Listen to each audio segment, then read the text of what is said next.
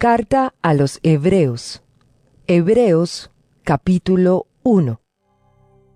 Dios, que muchas veces y de varias maneras habló a nuestros antepasados en otras épocas por medio de los profetas, en estos días finales nos ha hablado por medio de su Hijo.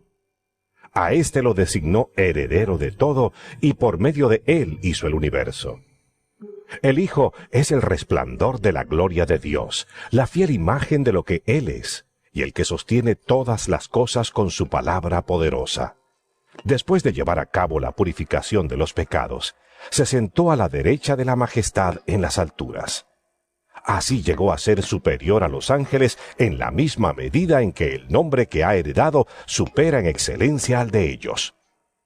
Porque, ¿a cuál de los ángeles dijo Dios jamás: Tú eres mi hijo, hoy mismo te he engendrado? Y en otro pasaje: Yo seré su padre, y él será mi hijo. Además, al introducir a su primogénito en el mundo, Dios dice: Que lo adoren todos los ángeles de Dios.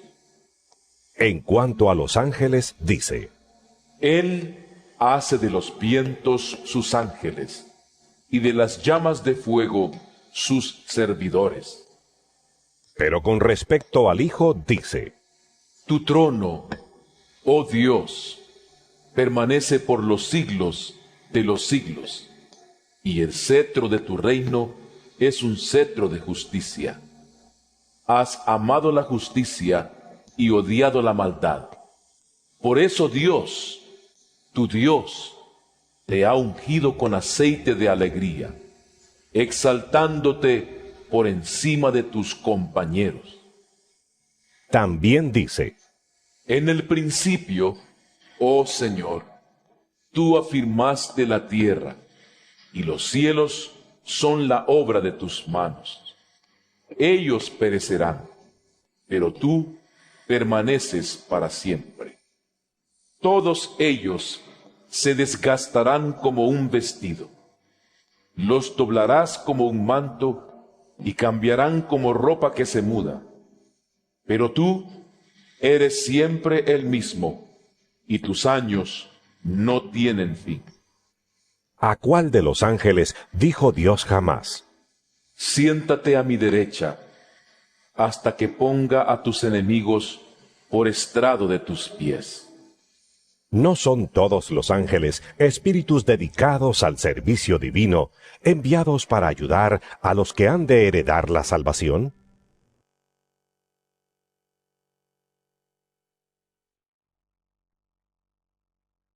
Hebreos, capítulo 2. Por eso es necesario que prestemos más atención a lo que hemos oído, no sea que perdamos el rumbo. Porque si el mensaje anunciado por los ángeles tuvo validez, y toda transgresión y desobediencia recibió su justo castigo, ¿cómo escaparemos nosotros si descuidamos una salvación tan grande? Esta salvación fue anunciada primeramente por el Señor, y los que la oyeron nos la confirmaron. A la vez, Dios ratificó su testimonio acerca de ella con señales, prodigios, diversos milagros y dones distribuidos por el Espíritu Santo, según su voluntad. Dios no puso bajo el dominio de los ángeles el mundo venidero del que estamos hablando, como alguien ha atestiguado en algún lugar. ¿Qué es el hombre para que en él pienses? ¿Qué es el ser humano para que lo tomes en cuenta? Lo hiciste un poco menor que los ángeles y lo coronaste de gloria y de honra. Todo lo sometiste a su dominio. Si Dios puso bajo él todas las cosas, entonces no hay nada que no le esté sujeto. Ahora bien, es cierto que todavía no vemos que todo le esté sujeto. Sin embargo, vemos a Jesús, que fue hecho un poco inferior a los ángeles, coronado de gloria y honra por haber padecido la muerte. Así, por la gracia de Dios, la muerte que él sufrió resulta en beneficio de todos. En efecto, a fin de llevar a muchos hijos a la gloria, convenía que Dios, para quien y por medio de quien todo existe, perfeccionara mediante el sufrimiento al autor de la salvación de ellos. Tanto el que santifica como los que son santificados tienen un mismo origen, por lo cual Jesús no se avergüenza de llamarlos hermanos cuando dice: Proclamaré tu nombre a mis hermanos.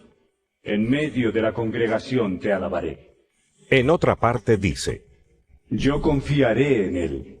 Y añade: Aquí me tienen, con los hijos que Dios me ha dado. Por tanto, ya que ellos son de carne y hueso, Él también compartió esa naturaleza humana para anular mediante la muerte al que tiene el dominio de la muerte, es decir, al diablo, y librar a todos los que por temor a la muerte estaban sometidos a esclavitud durante toda la vida. Pues ciertamente no vino en auxilio de los ángeles, sino de los descendientes de Abraham.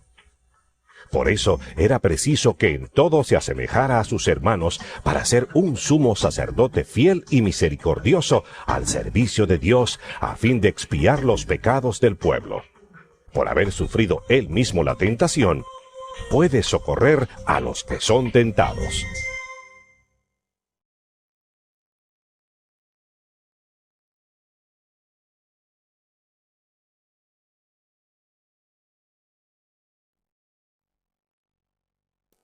Hebreos capítulo 3.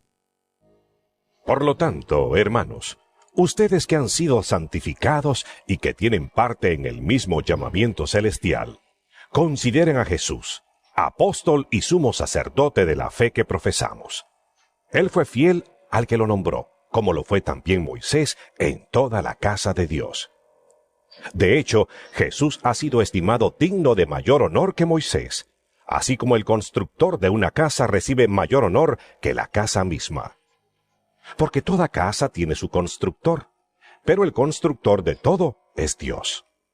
Moisés fue fiel como siervo en toda la casa de Dios para dar testimonio de lo que Dios diría en el futuro.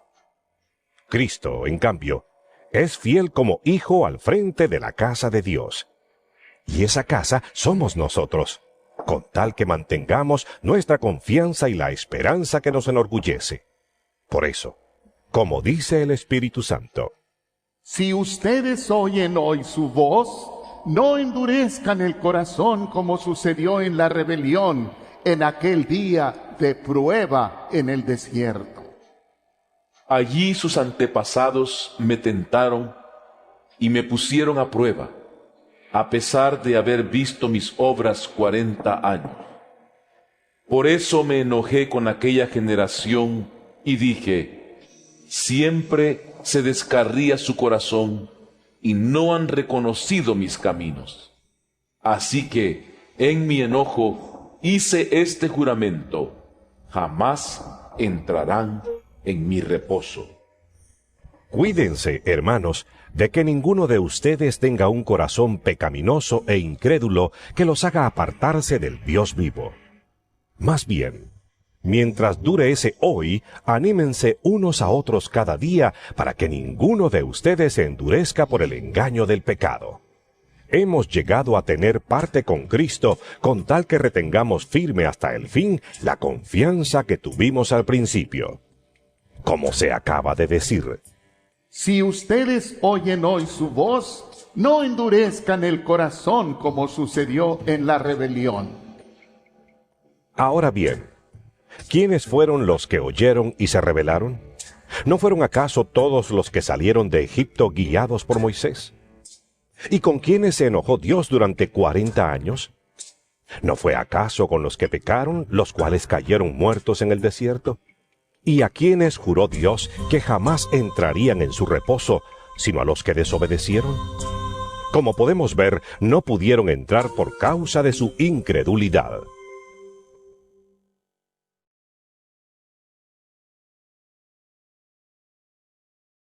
Hebreos capítulo 4.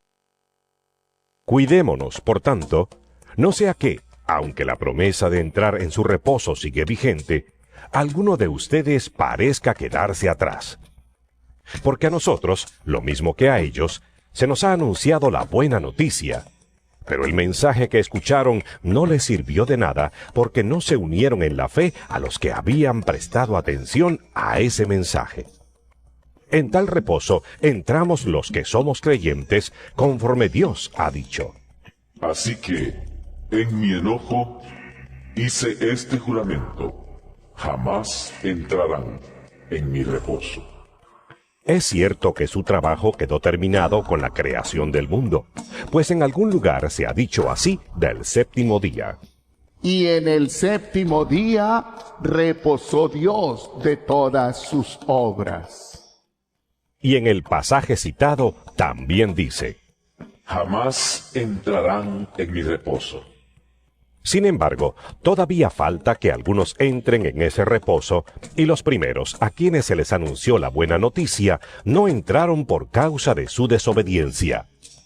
Por eso, Dios volvió a fijar un día, que es hoy, cuando mucho después declaró por medio de David lo que ya se ha mencionado. Si ustedes oyen hoy su voz, no endurezcan el corazón. Si Josué les hubiera dado el reposo, Dios no habría hablado posteriormente de otro día. Por consiguiente, queda todavía un reposo especial para el pueblo de Dios, porque el que entra en el reposo de Dios descansa también de sus obras, así como Dios descansó de las suyas. Esforcémonos, pues, por entrar en ese reposo, para que nadie caiga al seguir aquel ejemplo de desobediencia. Ciertamente, la palabra de Dios es viva y poderosa, y más cortante que cualquier espada de dos filos. Penetra hasta lo más profundo del alma y del espíritu, hasta la médula de los huesos, y juzga los pensamientos y las intenciones del corazón. Ninguna cosa creada escapa a la vista de Dios. Todo está al descubierto, expuesto a los ojos de aquel a quien hemos de rendir cuentas. Por lo tanto, ya que en Jesús, el Hijo de Dios, tenemos un gran sumo sacerdote que ha atravesado los cielos, aferrémonos a la fe que profesamos. Porque no tenemos un sumo sacerdote incapaz de compadecerse de nuestras debilidades, sino uno que ha sido tentado en todo de la misma manera que nosotros, aunque sin pecado. Así que acerquémonos confiadamente al trono de la gracia para recibir misericordia y hallar la gracia que nos ayude en el momento que más la necesitemos.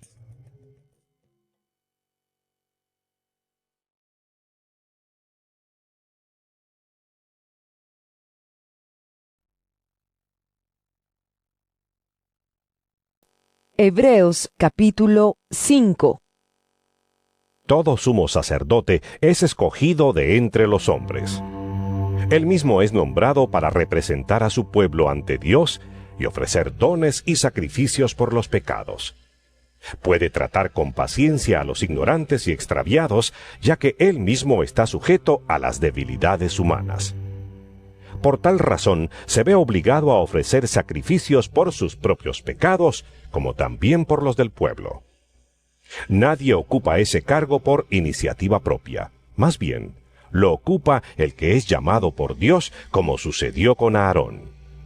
Tampoco Cristo se glorificó a sí mismo haciéndose sumo sacerdote, sino que Dios le dijo: Tú eres mi hijo, hoy mismo te he engendrado.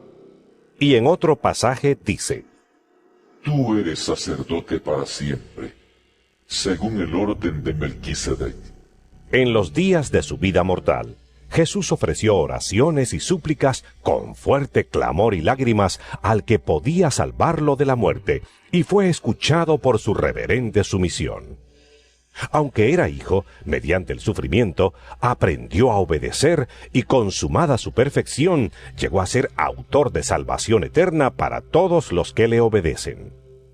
Y Dios lo nombró sumo sacerdote según el orden de Melquisedec. Sobre este tema tenemos mucho que decir, aunque es difícil explicarlo, porque a ustedes lo que les entra por un oído les sale por el otro. En realidad, a estas alturas ya deberían ser maestros, y sin embargo necesitan que alguien vuelva a enseñarles las verdades más elementales de la palabra de Dios.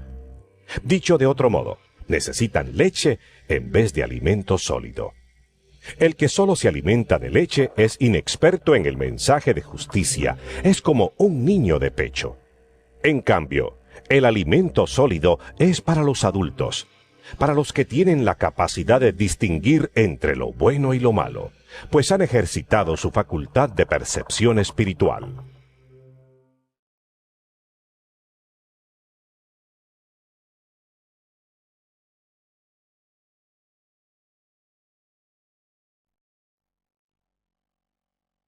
Hebreos capítulo 6.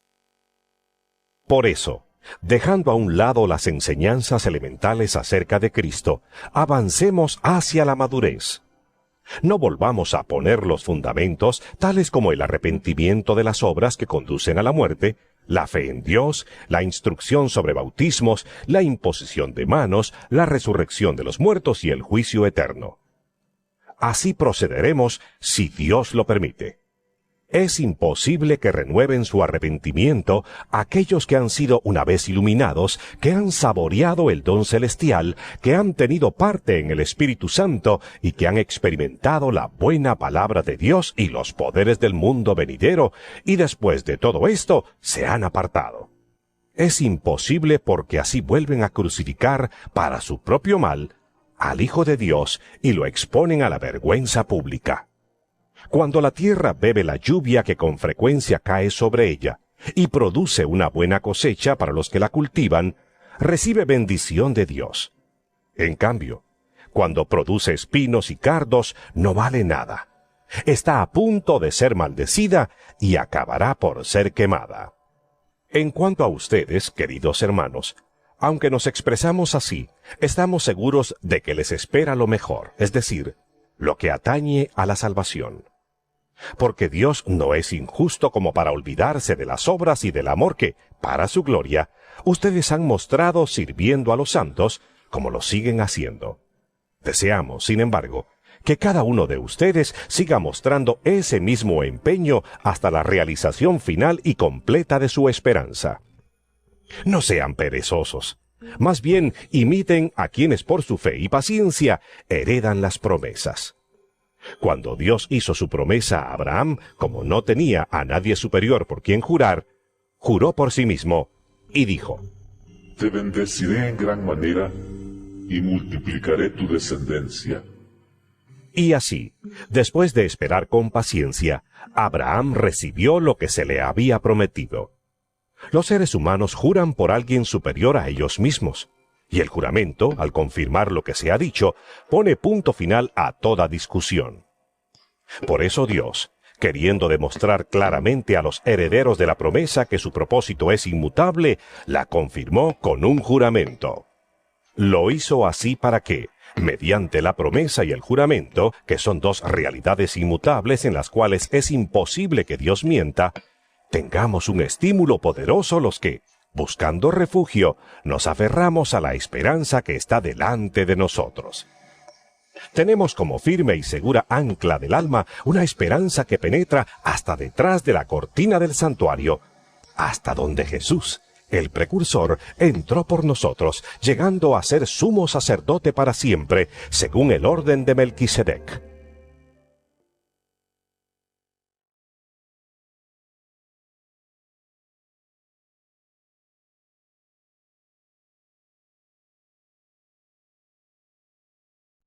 Hebreos capítulo 7.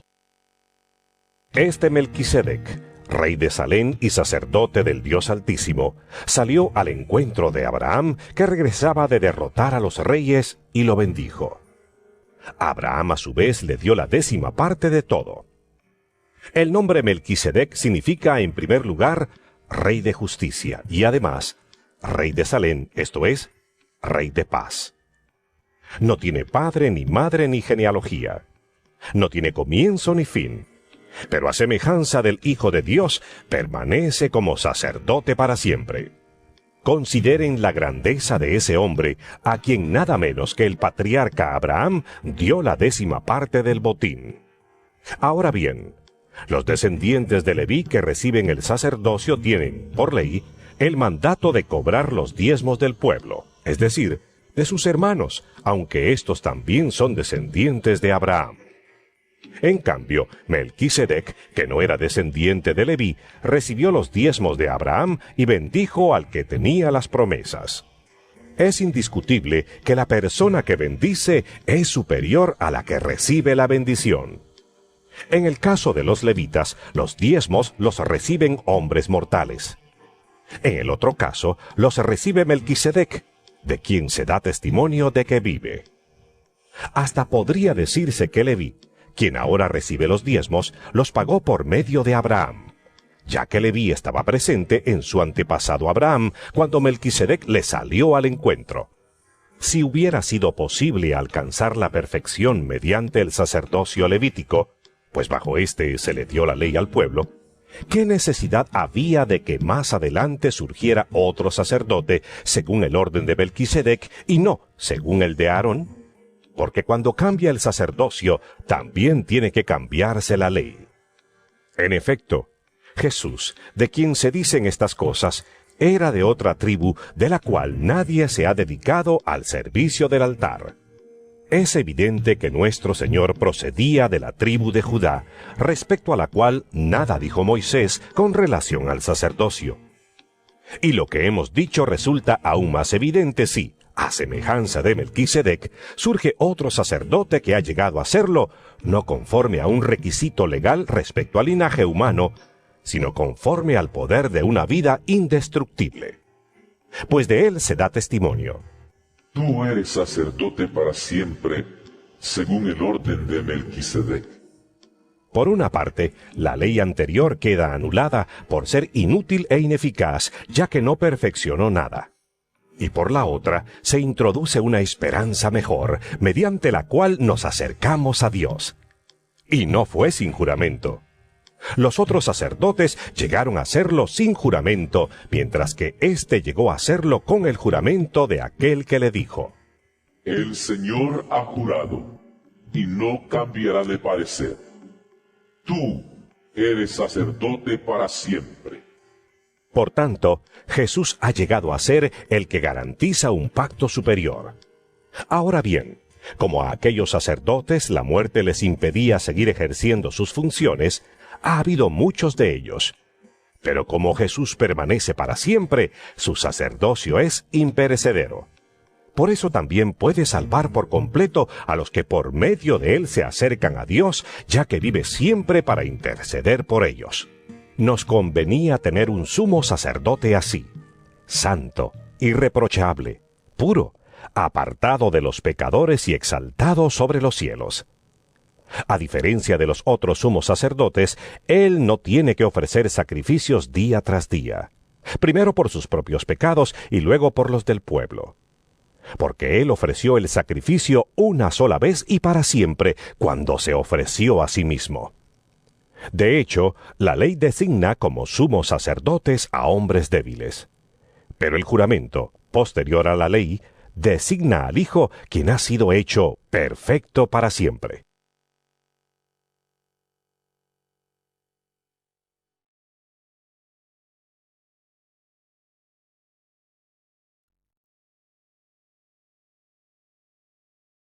Hebreos capítulo 8.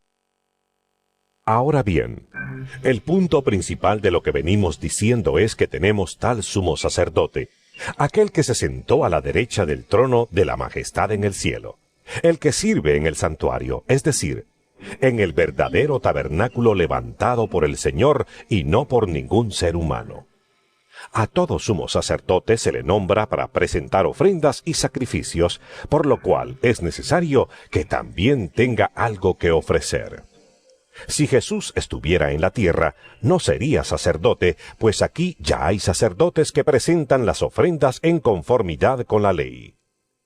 Estos sacerdotes sirven en un santuario que es copia y sombra del que está en el cielo, tal como se le advirtió a Moisés cuando estaba a punto de construir el tabernáculo. Asegúrate de hacerlo todo según el modelo que se te ha mostrado en la montaña.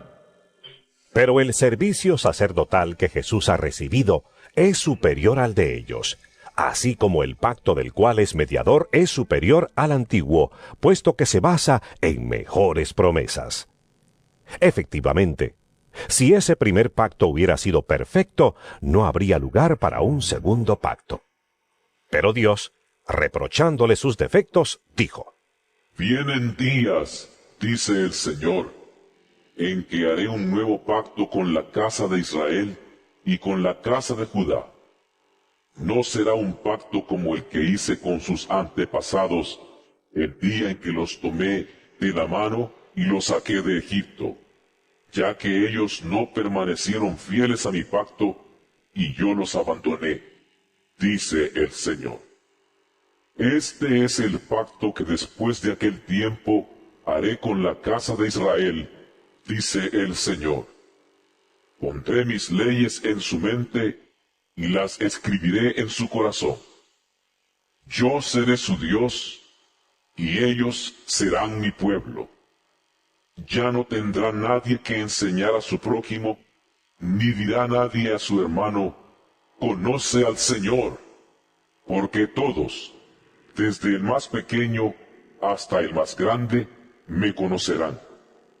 Yo les perdonaré sus iniquidades y nunca más me acordaré de sus pecados. Al llamar nuevo a ese pacto, ha declarado obsoleto al anterior. Y lo que se vuelve obsoleto y envejece, ya está por desaparecer.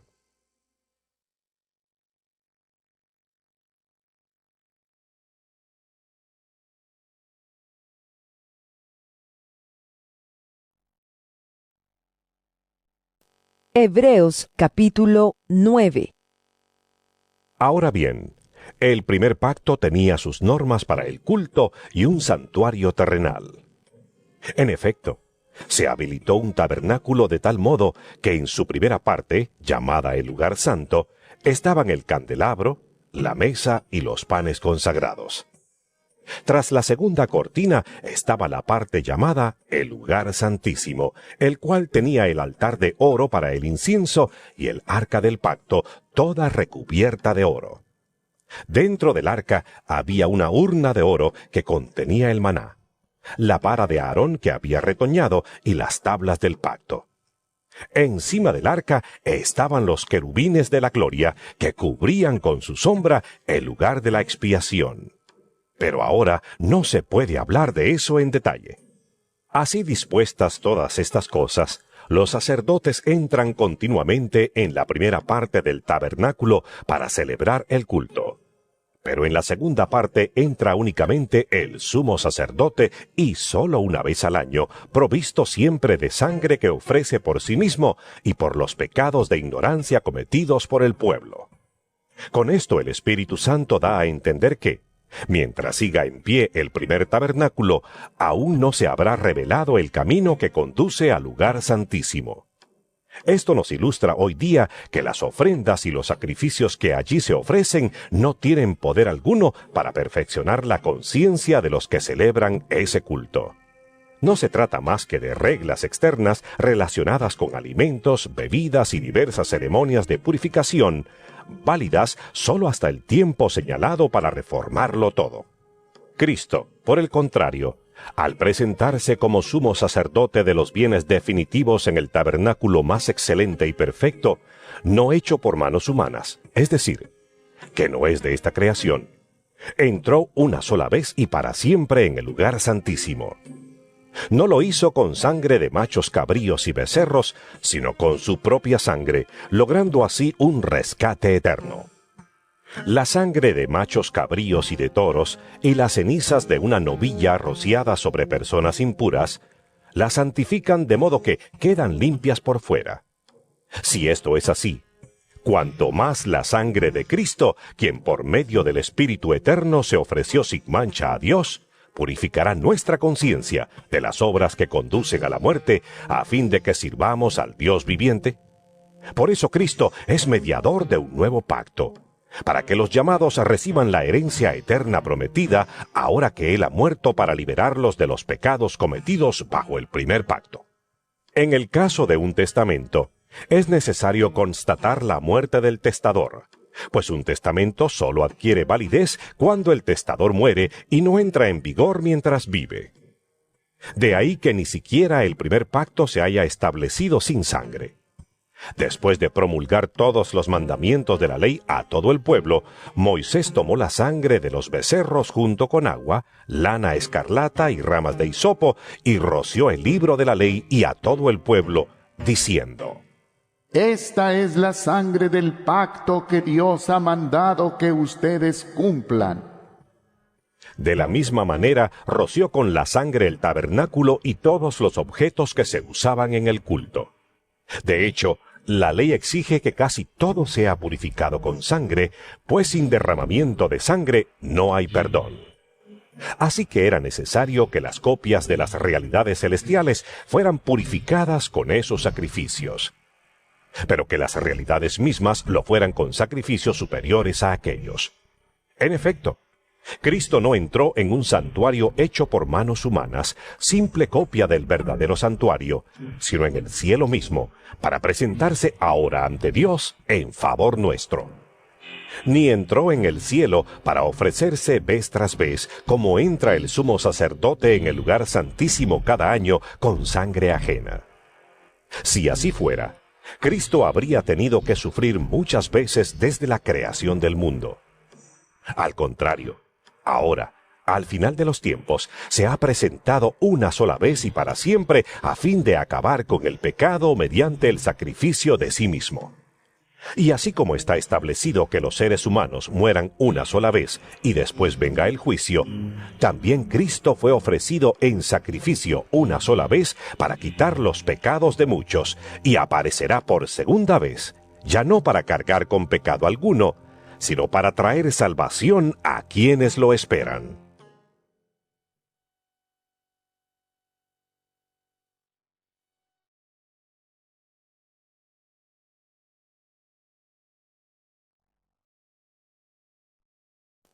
Hebreos capítulo 10.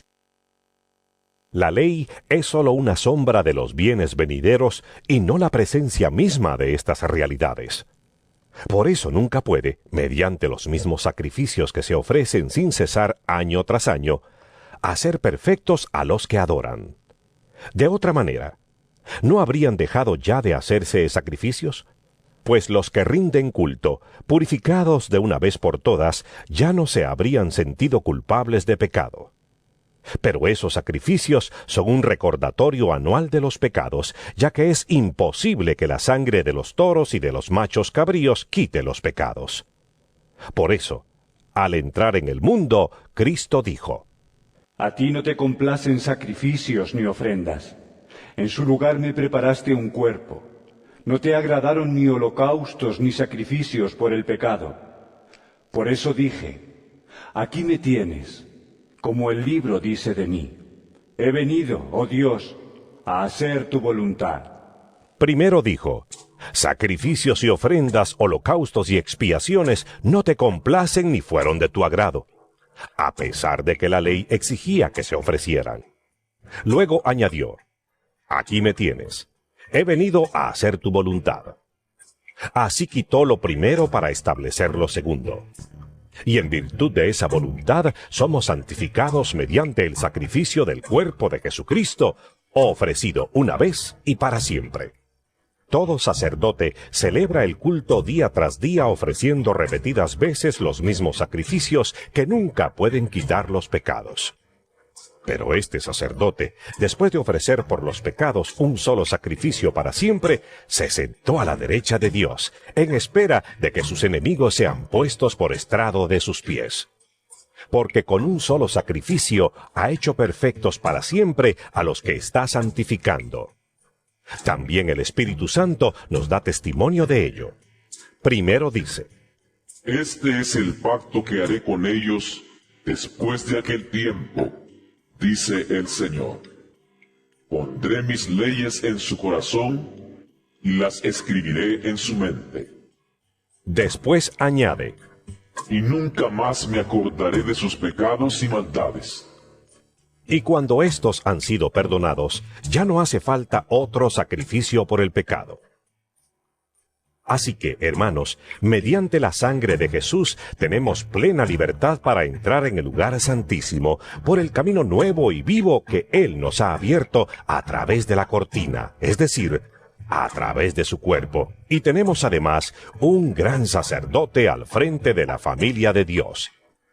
Acerquémonos, pues, a Dios con corazón sincero y con la plena seguridad que da la fe, interiormente purificados de una conciencia culpable y exteriormente lavados con agua pura. Mantengamos firme la esperanza que profesamos, porque fiel es el que hizo la promesa. Preocupémonos los unos por los otros, a fin de estimularnos al amor y a las buenas obras. No dejemos de congregarnos como acostumbran hacerlo algunos, sino animémonos unos a otros, y con mayor razón ahora que vemos que aquel día se acerca. Si después de recibir el conocimiento de la verdad pecamos obstinadamente, ya no hay sacrificio por los pecados. Solo queda una terrible expectativa de juicio, el fuego ardiente que ha de devorar a los enemigos de Dios. Cualquiera que rechazaba la ley de Moisés moría irremediablemente por el testimonio de 2 o 3 testigos. ¿Cuánto mayor castigo piensan ustedes que merece el que ha pisoteado al Hijo de Dios, que ha profanado la sangre del pacto por la cual había sido santificado y que ha insultado al Espíritu de la gracia? Pues conocemos al que dijo: Mía es la venganza, yo pagaré. Y también: El Señor juzgará a su pueblo. terrible cosa es caer en las manos del Dios vivo. Recuerden aquellos días pasados cuando ustedes, después de haber sido iluminados, sostuvieron una dura lucha y soportaron mucho sufrimiento. Unas veces se vieron expuestos públicamente al insulto y a la persecución. Otras veces se solidarizaron con los que eran tratados de igual manera. También se compadecieron de los encarcelados, y cuando a ustedes les confiscaron sus bienes, lo aceptaron con alegría, conscientes de que tenían un patrimonio mejor y más permanente. Así que no pierdan la confianza, porque ésta será grandemente recompensada. Ustedes necesitan perseverar para que, después de haber cumplido la voluntad de Dios, reciban lo que Él ha prometido. Pues dentro de muy poco tiempo, El que ha de venir vendrá, y no tardará. Pero mi justo vivirá por la fe. Y si se vuelve atrás, no será de mi agrado. pero nosotros no somos de los que se vuelven atrás y acaban por perderse, sino de los que tienen fe y preservan su vida.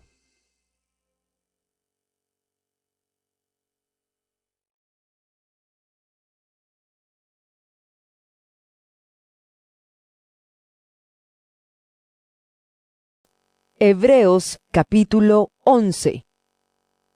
Ahora bien, la fe es la garantía de lo que se espera, la certeza de lo que no se ve. Gracias a ella fueron aprobados los antiguos. Por la fe entendemos que el universo fue formado por la palabra de Dios, de modo que lo visible no provino de lo que se ve.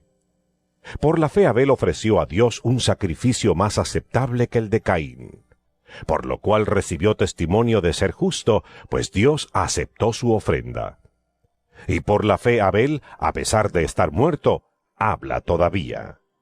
Por la fe Enoc fue sacado de este mundo sin experimentar la muerte. No fue hallado porque Dios se lo llevó, pero antes de ser llevado recibió testimonio de haber agradado a Dios. En realidad, sin fe es imposible agradar a Dios, ya que cualquiera que se acerca a Dios tiene que creer que Él existe y que recompensa a quienes lo buscan. Por la fe Noé, advertido sobre cosas que aún no se veían, con temor reverente construyó un arca para salvar a su familia. Por esa fe condenó al mundo y llegó a ser heredero de la justicia que viene por la fe. Por la fe, Abraham, cuando fue llamado para ir a un lugar que más tarde recibiría como herencia, obedeció y salió sin saber a dónde iba. Por la fe se radicó como extranjero en la tierra prometida y habitó en tiendas de campaña con Isaac y Jacob, herederos también de la misma promesa, porque esperaba la ciudad de cimientos sólidos, de la cual Dios es arquitecto y constructor. Por la fe, Abraham, a pesar de su avanzada edad y de que Sara misma era recibió fuerza para tener hijos porque consideró fiel al que le había hecho la promesa. Así que de este solo hombre, ya en decadencia, nacieron dientes numerosos como las estrellas del cielo e incontables como la arena a la orilla del mar. Todos ellos vivieron por la fe y murieron sin haber recibido las cosas prometidas. Más bien, las reconocieron a lo lejos y confesaron que eran extranjeros y peregrinos en la tierra. Al expresarse así, claramente dieron a entender que andaban en busca de una patria. Si hubieran estado pensando en aquella patria de donde habían emigrado, habrían tenido oportunidad de regresar a ella. Antes bien, anhelaban una patria mejor, es decir, la celestial. Por lo tanto, Dios no se avergonzó de ser llamado su Dios y les preparó una ciudad. Por la fe, Abraham, que había recibido las promesas, fue puesto a prueba y ofreció a Isaac, su hijo único, a pesar de que Dios le había dicho: Tu descendencia se establecerá por medio de Isaac. Consideraba Abraham que Dios tiene poder hasta para resucitar a los muertos. Y así, en sentido figurado, recobró a Isaac de entre los muertos. Por la fe Isaac bendijo a Jacob y a Esaú, previendo lo que les esperaba en el futuro.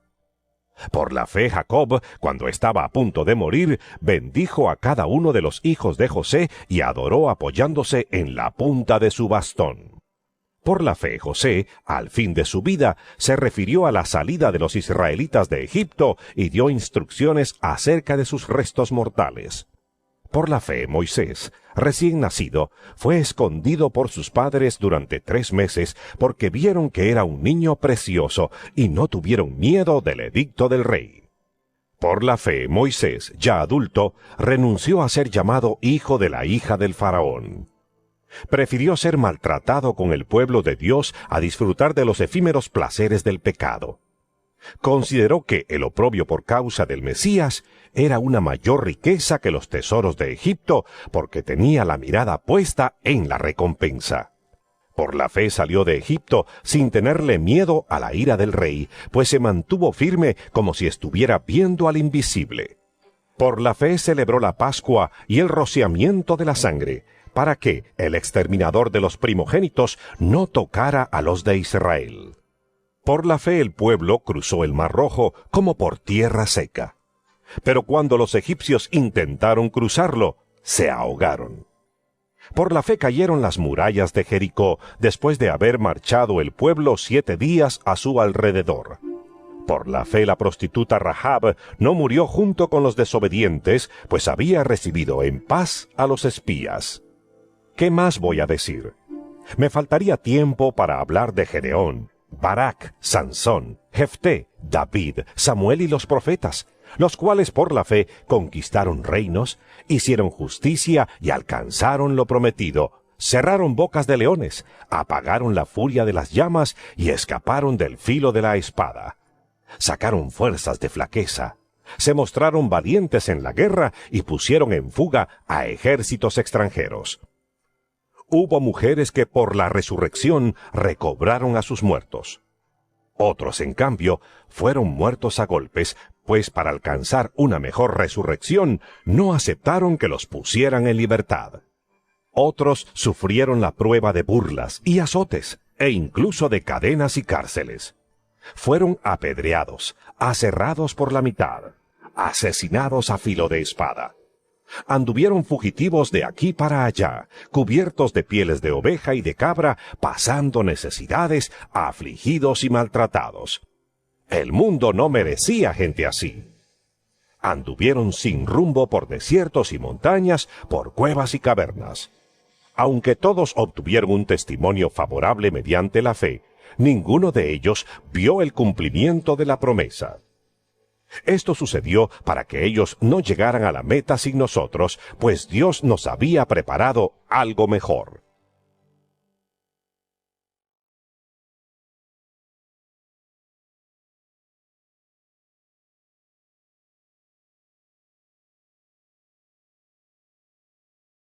Hebreos capítulo 12.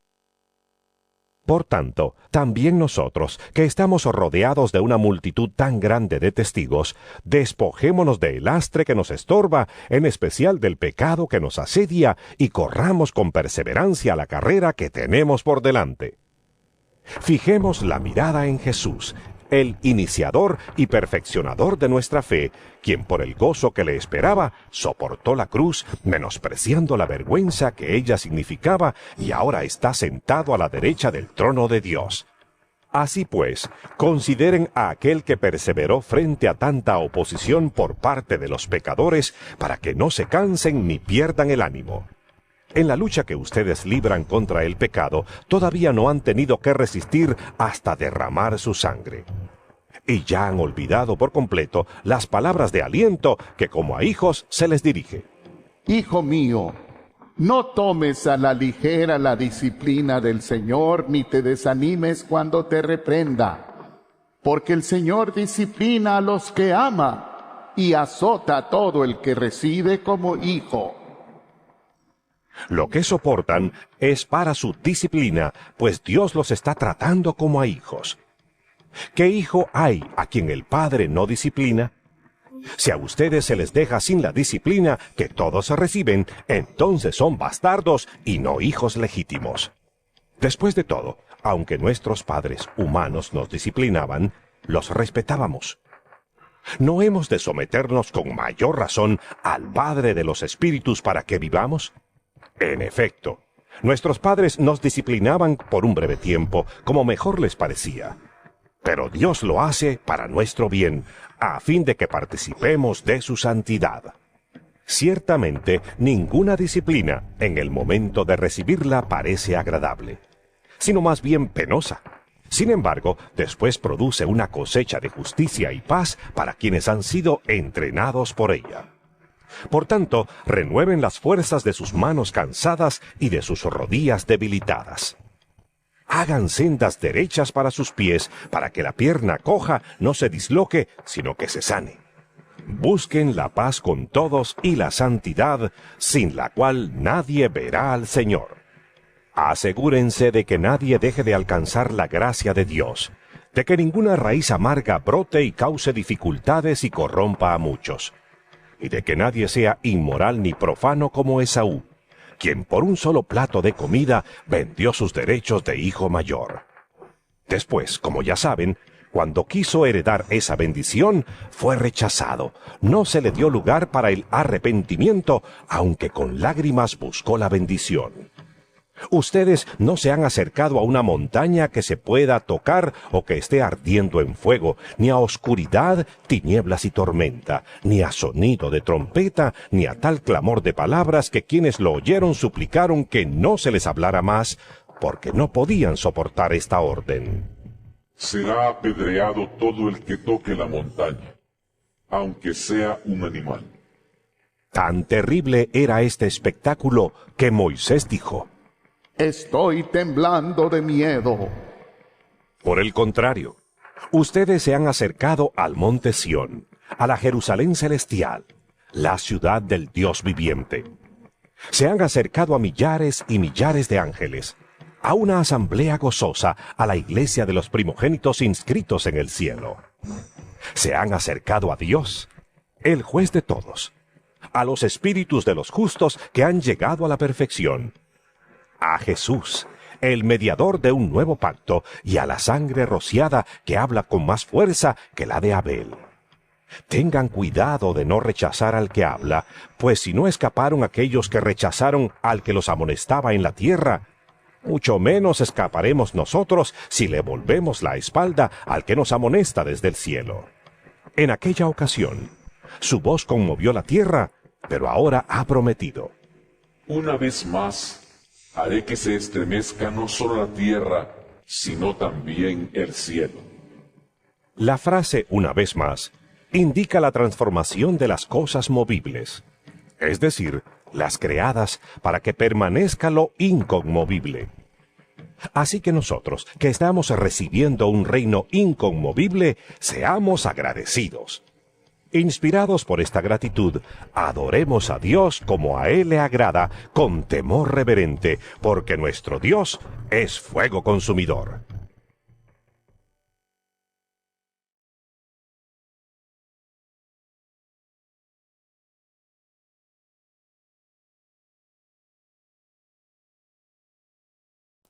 Hebreos capítulo 13. Sigan amándose unos a otros fraternalmente. No se olviden de practicar la hospitalidad, pues gracias a ella algunos, sin saberlo, hospedaron ángeles. Acuérdense de los presos, como si ustedes fueran sus compañeros de cárcel, y también de los que son maltratados, como si fueran ustedes mismos los que sufren. Tengan todos en alta estima el matrimonio y la fidelidad conyugal, porque Dios juzgará a los adúlteros y a todos los que cometen inmoralidades sexuales. Manténganse libres del amor al dinero y conténtense con lo que tienen, porque Dios ha dicho: Nunca te dejaré, jamás te abandonaré. Así que podemos decir con toda confianza: el Señor es quien me ayuda, no temeré. ¿Qué me puede hacer un simple mortal? Acuérdense de sus dirigentes que les comunicaron la palabra de Dios.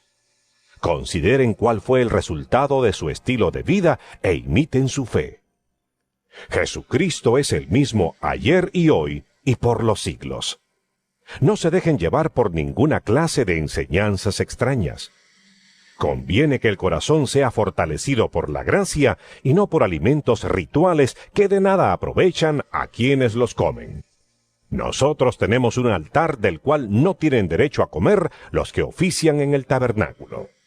Porque el sumo sacerdote introduce la sangre de los animales en el lugar santísimo como sacrificio por el pecado, pero los cuerpos de esos animales se queman fuera del campamento. Por eso también Jesús, para santificar al pueblo mediante su propia sangre, sufrió fuera de la puerta de la ciudad. Por lo tanto, salgamos a su encuentro fuera del campamento, llevando la deshonra que él llevó, pues aquí no tenemos una ciudad permanente, sino que buscamos la ciudad venidera. Así que ofrezcamos continuamente a Dios, por medio de Jesucristo, un sacrificio de alabanza, es decir, el fruto de los labios que confiesan su nombre. No se olviden de hacer el bien y de compartir con otros lo que tienen, porque esos son los sacrificios que agradan a Dios. Obedezcan a sus dirigentes y sométanse a ellos, pues cuidan de ustedes como quienes tienen que rendir cuentas. Obedézcanlos a fin de que ellos cumplan su tarea con alegría y sin quejarse, pues el quejarse no les trae ningún provecho. Oren por nosotros, porque estamos seguros de tener la conciencia tranquila y queremos portarnos honradamente en todo. Les ruego encarecidamente que oren para que cuanto antes se me permita estar de nuevo con ustedes. El Dios que da la paz levantó de entre los muertos al gran pastor de las ovejas, a nuestro Señor Jesús, por la sangre del pacto eterno. Que Él los capacite en todo lo bueno para hacer su voluntad. Y que, por medio de Jesucristo, Dios cumpla en nosotros lo que le agrada. A Él sea la gloria por los siglos de los siglos. Amén. Hermanos, les ruego que reciban bien estas palabras de exhortación, ya que les he escrito brevemente. Quiero que sepan que nuestro hermano Timoteo ha sido puesto en libertad. Si llega pronto, iré con él a verlos. Saluden a todos sus dirigentes y a todos los santos. Los de Italia les mandan saludos. Que la gracia sea con todos ustedes.